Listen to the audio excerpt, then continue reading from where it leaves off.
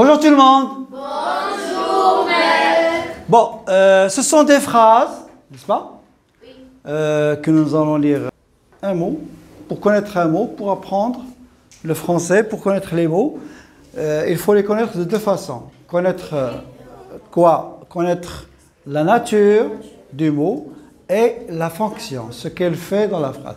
Donc, la nature du mot, ça veut dire de quel type de mot on parle, hein? De quel type de mot on parle. Est-ce qu'il s'agit d'un verbe, d'un nom, d'un article, d'un adverbe, etc.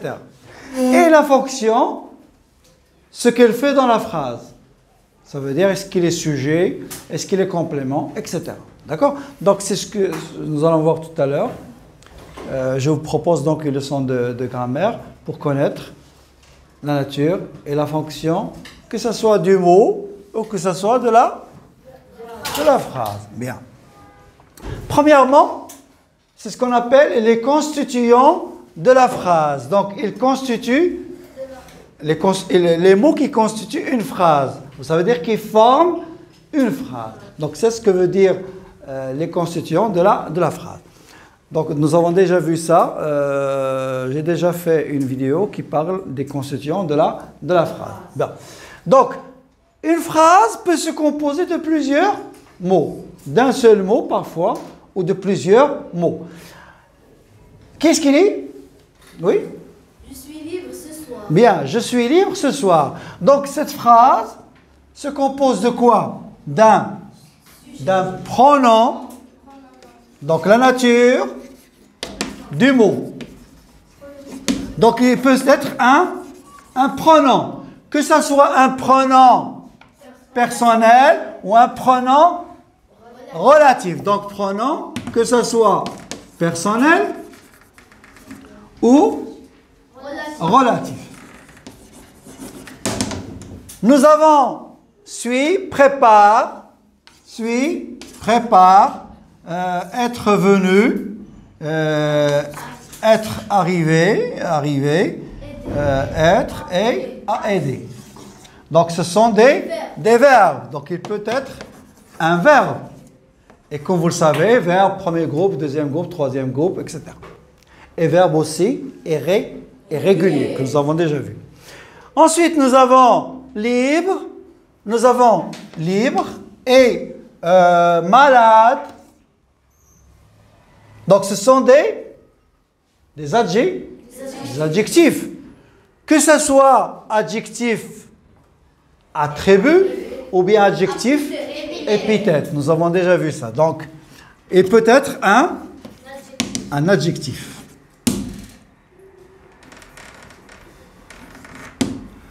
Bien. Ensuite, nous avons ce que nous avons déjà vu aussi. C'est un pronom démonstratif. C'est un déterminant. C'est un adjectif parce qu'il se trouve avec un nom. D'accord? Le mien, le tien, le sien, celui-là, celle-ci, ce sont des pronoms. Mais s'ils sont suivis d'un nom, ce sont des adjectifs. Adjectifs, déterminatifs, démonstratifs. Bravo. Donc, on a déjà vu ça. Donc, il peut être un déterminant. C'est-à-dire, adjectif déterminatif. Déterminant, c'est-à-dire adjectif, ou bien là, ou bien une. Ce sont des articles, donc adjectifs ou bien articles. Ce sont des déterminants, d'accord? Bien. Nous avons aussi, rapidement, c'est un adverbe. Donc, comme vous le savez, l'adverbe peut être simple, comme peu, beaucoup, d'accord? Demain, hier, etc. Ou bien qui se forme avec mon. Les adverbes, on a déjà vu, je crois, les adverbes en mon. Ensuite, nous avons des mots comme car, d'accord? Car, donc, mais, ce sont des conjonctions. Donc, il peut être une conjonction. Que ce soit une conjonction de coordination ou conjonction de subordination. Exemple, parce que, bien que, quoique, avant que, etc. Ce sont des subordonnants ou des conjonctions de coordination. Donc, 2, 4, 6. Il nous reste 2. Nous avons, oui, à Paris et à 6 heures. Ce sont des prépositions.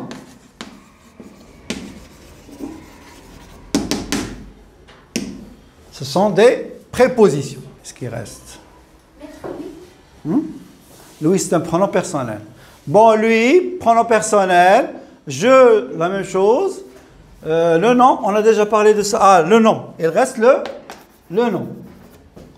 Donc, exemple, maman, salade, Paris. Bien, ce sont soit des noms propres, soit des noms communs. D'accord? Vous connaissez, vous savez déjà ça. Bien, donc ça c'est la nature du mot. Ça veut dire de quel type de mot on parle. N'est-ce pas? Oui. Bien.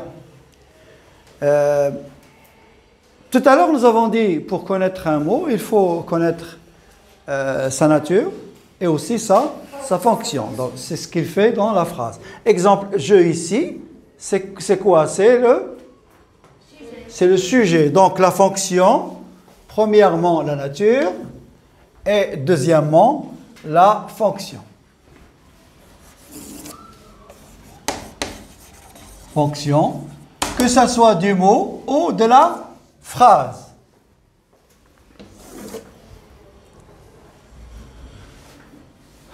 Bon. Exemple, donc nous avons dit ici, il peut être un sujet. Alors, je suis libre ce soir. La maman prépare rapidement une salade. Elle prépare quoi? Une salade. C'est un COD. Complément d'objet direct. Donc, nous n'avons pas ici de complément d'objet indirect. Par exemple, je parle à mon ami. Donc, à mon ami, complément d'objet indirect. D'accord? Et il peut être aussi complément de nom, que nous avons déjà vu. Très bien. Donc, exemple, le moteur de la voiture. Le moteur de quoi? De la voiture. Le livre de mon père. Le bureau de mon père. D'accord? Attendez. Donc, ça peut être un complément de nom ou bien d'adjectif. Exemple, je suis fier de mon fils. Ou d'adverbe. J'ai quoi? J'ai beaucoup de quoi? De cahiers. Donc, complément d'adverbe. Complément de nom, d'adjectif, etc. Et nous avons aussi le complément circonstanciel. Donc, complément circonstanciel. Ça peut être un CCL, exemple ici. À Paris, lieu, et à 6 heures, ou bien ce soir, le temps. Voilà, complément de temps. Complément circonstanciel de temps, de lieu, de manière. Oui, voilà, de manière. Très bien. Etc. Donc, un complément circonstanciel. D'accord? Donc, aujourd'hui, nous avons vu, la nature des mots et la fonction du mot. Et parfois aussi la fonction de la phrase. Exemple. Bon, ici, je peux dire à Paris la nature du mot, soir la nature du mot, mais je peux dire aussi la fonction de toute cette phrase. D'accord? Donc ça peut être ou même qui m'a aidé. qui revient au pronom personnel lui. C'est lui qui, quoi? C'est lui qui m'a aidé. Donc, il complète, ça peut compléter un verbe ou une autre phrase. Donc, ça peut être un mot, une expression ou un groupe nominal ou bien toute une phrase. D'accord? Donc, car j'étais malade, complément circonstanciel de quoi? De cause, bravo. De cause. Donc ici, j'ai donné la fonction de toute la phrase. Donc, vous pouvez donner la fonction d'un mot ou bien de toute une phrase. D'accord?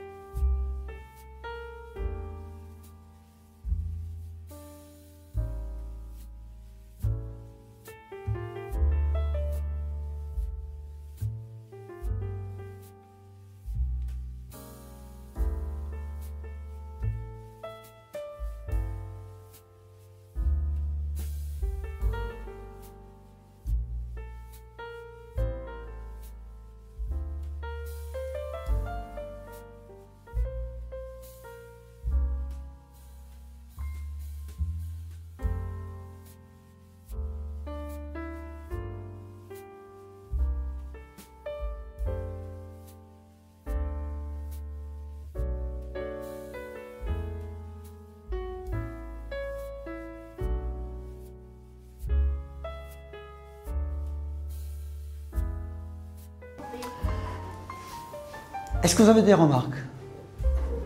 Des questions? Vous n'avez pas compris quelque chose? D'accord? C'est clair? Eh bien, merci d'avoir participé.